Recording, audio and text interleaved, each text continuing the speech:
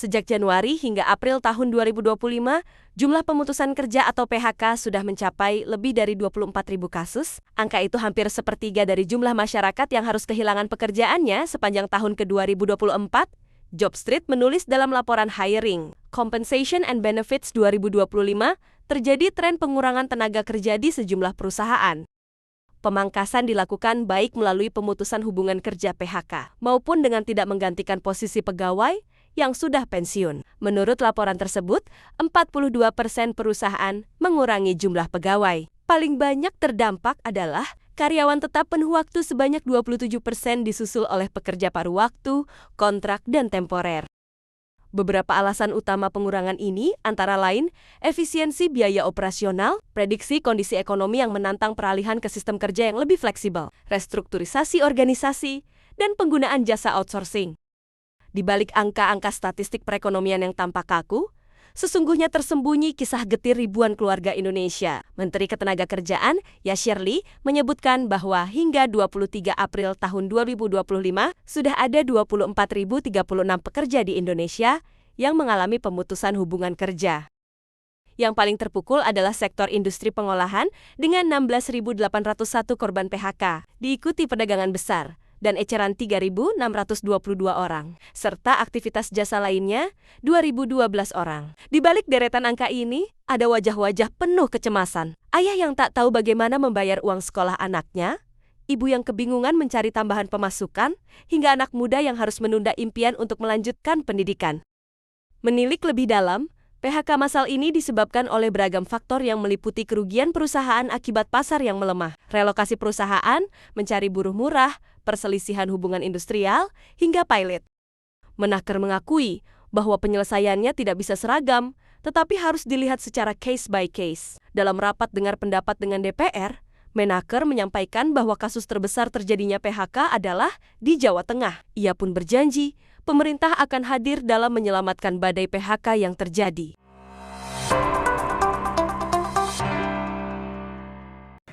Dan industri di bidang jasa lainnya.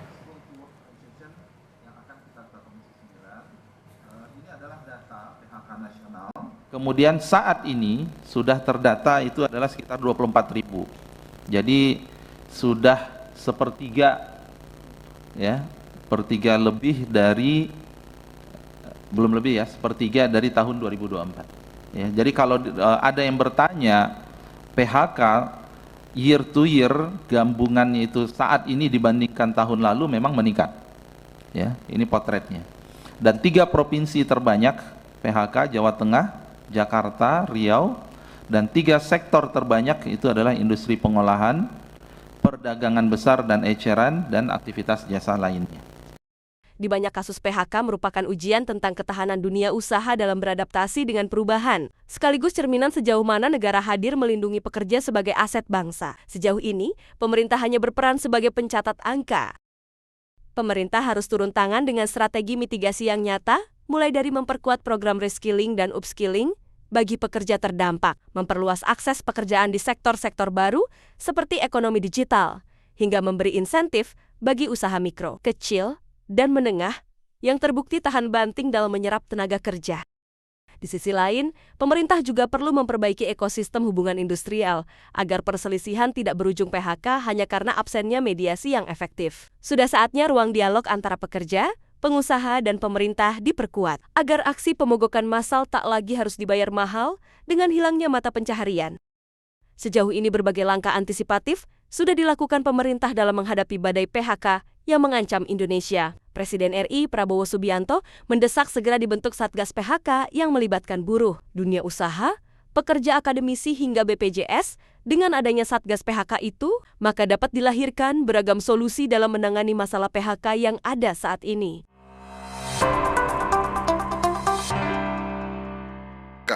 Ini suatu usul yang sangat baik, ya. Saya terima kasih.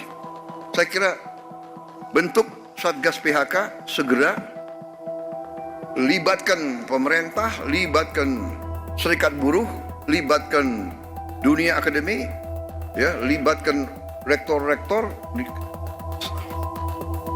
libatkan BPJS dan sebagainya, kepada seluruh unsur serikat buruh, saya sangat yakin, saya sangat berkeyakinan, percaya saya dengan Pancasila dan Undang-Undang Dasar 45.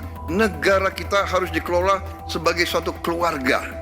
Jadi kalau ada buruh yang terlantar, itu harus kita bela, harus kita urus dengan sebaik-baiknya.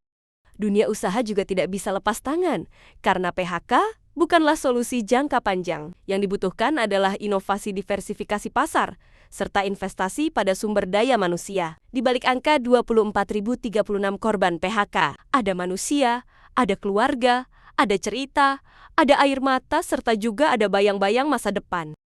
Media punya peran penting untuk tidak hanya mengabarkan angka, tapi juga menghadirkan wajah-wajah nyata di balik badai ini. Karena hanya dengan mengenali dimensi kemanusiaan dari PHK, kita bisa memupuk empati publik sekaligus mendorong pemerintah dan dunia usaha untuk bergerak. Kita semua tahu, tenaga kerja adalah tulang punggung bangsa. Jika mereka tidak terselamatkan, dampaknya bukan hanya pada kantong mereka, tetapi juga pada daya beli masyarakat, stabilitas sosial, dan pertumbuhan ekonomi nasional. Menyelamatkan pekerja bukanlah semata tugas Kementerian Ketenagakerjaan, tetapi tugas kolektif bagi seluruh elemen bangsa.